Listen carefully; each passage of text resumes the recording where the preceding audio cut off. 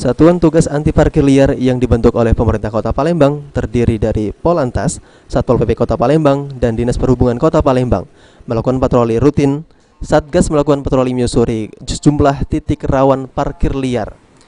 Dari pantauan PAL TV di lapangan, petugas dengan 1 mobil patroli lalu lintas, 1 unit mobil Satpol PP, dan 3 motor patroli dishub menyusuri jalan yang diduga banyak pelanggaran parkir liar dan lawan arah seperti di Jalan POM 9, Angkatan 45, Jalan Merdeka, dan Jalan IR Sukamto. Tim Satgas Anti Parkir Liar memperingatkan pengendara yang berada di zona larangan parkir untuk bergerak pergi. Dari titik rawan parkir liar seperti di kawasan mal dan pusat keramaian sudah dipasang pembatas jalan.